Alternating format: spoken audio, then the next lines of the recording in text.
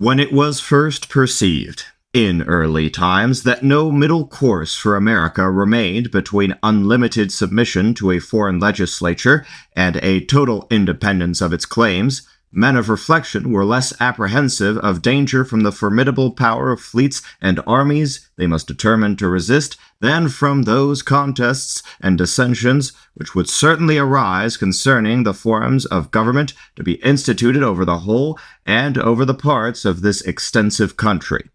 Relying, however, on the purity of their intentions, the justice of their cause, and the integrity and intelligence of the people, under an overruling providence which had so signally protected this country from the first, the representatives of this nation, then consisting of little more than half of its present number, not only broke to pieces the chains which were forging and the rod of iron that was lifted up, but frankly cut asunder the ties which had bound them and launched into an ocean of uncertainty.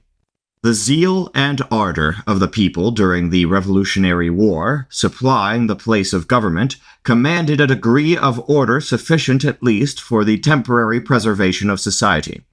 The Confederation, which was early felt to be necessary, was prepared from the models of the Batavian and Helvetic Confederacies, the only examples which remained with any detail and precision in history, and certainly the only ones which the people at large had ever considered.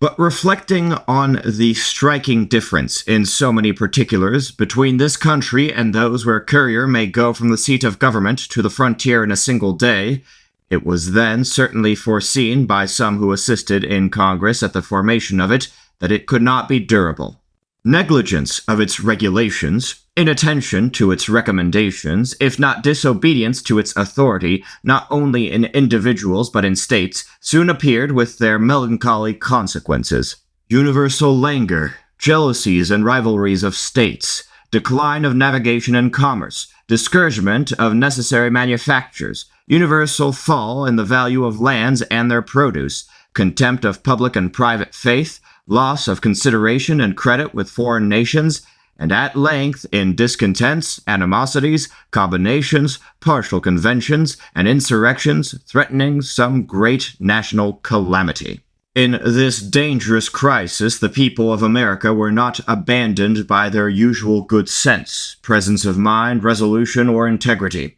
Measures were pursued to concert a plan to form a more perfect union, establish justice, ensure domestic tranquility, provide for the common defense, promote the general welfare, and secure the blessings of liberty. The public disquisitions, discussions, and deliberations issued in the present happy constitution of government. Employed in the service of my country abroad during the whole course of these transactions, I first saw the Constitution of the United States in a foreign country. Irritated by no literary altercation, animated by no public debate, heated by no party animosity, I read it with great satisfaction, as the result of good heads prompted by good hearts, as an experiment better adapted to the genius, character, situation, and relations of this nation and country than any which I had ever been proposed or suggested. In its general principles and great outlines, it was conformable to such a system of government as I had ever most esteemed, and in some states, my own native state in particular, had contributed to establish. Claiming a right of suffrage, in common with my fellow citizens, in the adoption or rejection of a constitution which was to rule me and my posterity, as well as them and theirs, I did not hesitate to express my approbation of it on all occasions, in public and in private. It was not then, nor has been since, any objection to it in my mind that the Executive and Senate were not more permanent. Nor have I ever entertained a thought of promoting any alteration in it, but such as the people themselves, in the course of their experience, should see and feel to be necessary or expedient, and by their representatives in Congress and the state legislatures, according to the Constitution itself, adopt and ordain. Returning to the bosom of my country after a painful separation from it for 10 years, I had the honor to be elected to a station under the new order of things,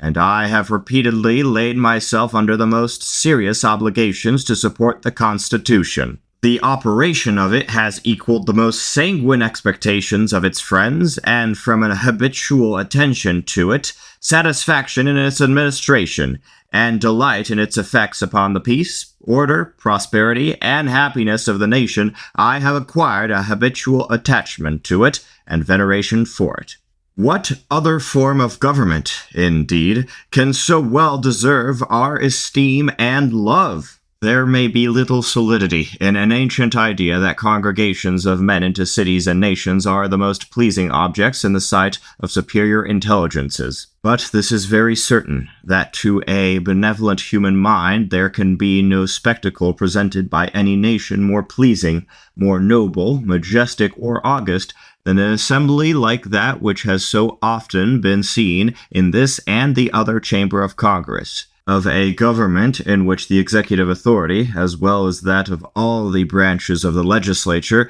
are exercised by citizens selected at regular periods by their neighbors to make and execute laws for the general good. Can anything essential, anything more than mere ornament and decoration, be added to this by robes and diamonds? Can authority be more amiable and respectable when it descends from accidents or institutions established in remote antiquity than when it springs fresh from the hearts and judgments of an honest and enlightened people? For it is the people only that are represented. It is their power and majesty that is reflected, and only for their good in every legitimate government, under whatever form it may appear. The existence of such a government as ours for any length of time is a full proof of a general dissemination of knowledge and virtue throughout the whole body of the people. And what object or consideration more pleasing than this can be presented to the human mind? If national pride is ever justifiable or excusable, it is when it springs, not from power or riches, grandeur or glory, but from conviction of national innocence, information, and benevolence. In the midst of these pleasing ideas, we should be unfaithful to ourselves if we should ever lose sight of the danger to our liberties if anything partial or extraneous should infect the purity of our free, fair, virtuous, and independent elections. If an election is to be determined by a majority of a single vote, and that can be procured by a party through artifice or corruption, the government may be the choice of a party for its own ends, not of the nation for the national good. If that solitary suffrage can be obtained by foreign nations by flattery or menaces, by fraud or violence, by terror, intrigue, or venality, the government may not be the choice of the American people, but of foreign nations. It may be foreign nations who govern us, and not we, the people, who govern ourselves. And candid men will acknowledge that in such cases choice will have little advantage to boast of over lot or chance. Such is the amiable and interesting system of government, and such are some of the abuses to which it may have been exposed, which the people of America have exhibited to the admiration and anxiety of the wise and virtuous of all nations for 8 years under the administration of a citizen who, by a long course of great actions, regulated by prudence, justice, temperance, and fortitude, conducting a people inspired with the same virtues and animated with the same ardent patriotism and love of liberty to independence and peace, to increasing wealth and unexampled prosperity, has merited the gratitude of his fellow citizens, commanded the highest praises of foreign nations, and secured immortal glory with posterity. In that retirement, which is his voluntary choice, may he long live to enjoy the delicious recollections of his services, the gratitude of mankind, the happy fruits of them to himself and the world, which are daily increasing, and that splendid prospect of the future fortunes of this country, which is opening from year to year. His name may be still a rampart, and the knowledge that he lives a bulwark against all open or secret enemies of his country's peace. This example has been recommended to the imitation of his successors by both houses of Congress and by the voice of the legislatures and the people throughout the nation. On this subject, it might become me better to be silent or to speak with diffidence, but as something may be expected, the occasion, I hope,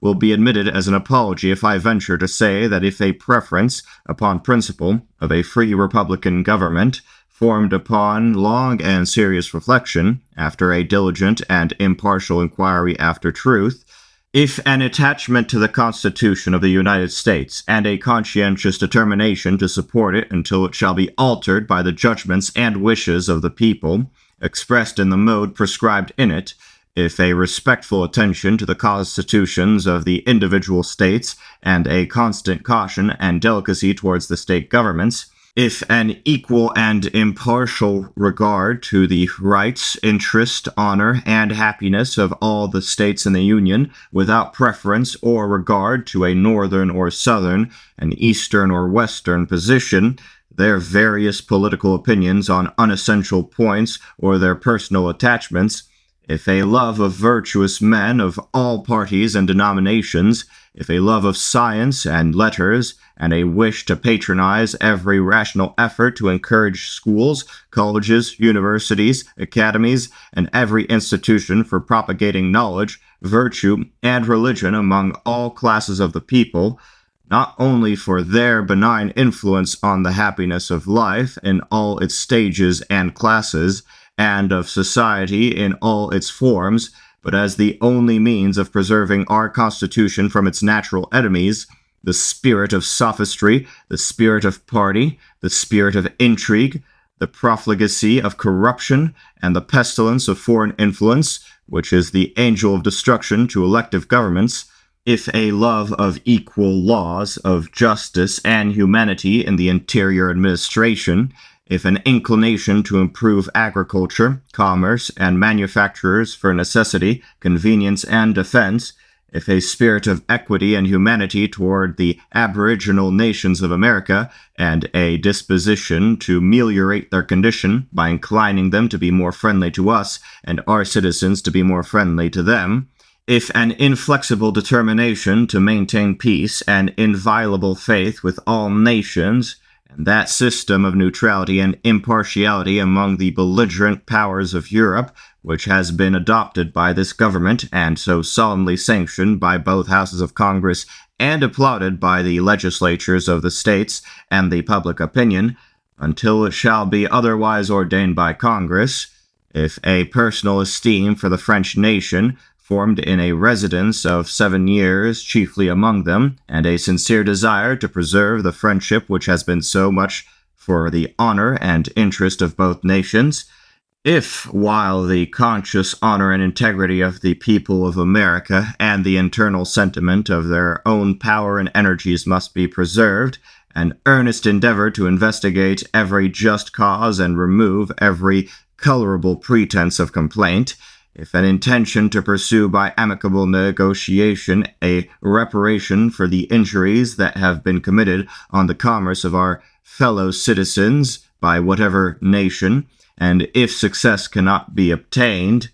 to lay the facts before the legislature, that they may consider what further measures the honor and interest of the government and its constituents demand. If a resolution to do justice, as far as may depend upon me, at all times and to all nations, and maintain peace, friendship, and benevolence with all the world, if an unshaken confidence in the honor, spirit, and resources of the American people, on which I have so often hazarded my all and never been deceived, if elevated ideas of the high destinies of this country and of my own duties toward it, founded on a knowledge of the moral principles and intellectual improvements of the people deeply engraven on my mind in early life,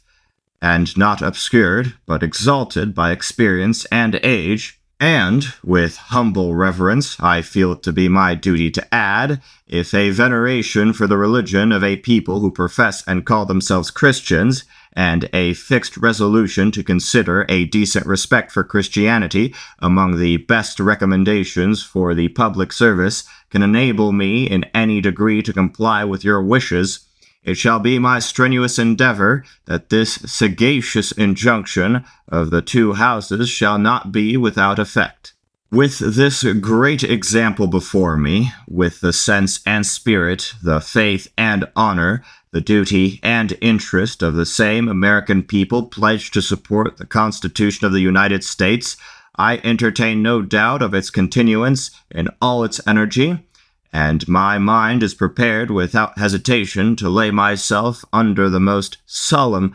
obligations to support it to the utmost of my power. And may that being, who is supreme over all, the patron of order, the fountain of justice, the protector in all ages of the world of virtuous liberty, continue his blessing upon this nation and its government, and give it all possible success and duration consistent with the ends of his providence.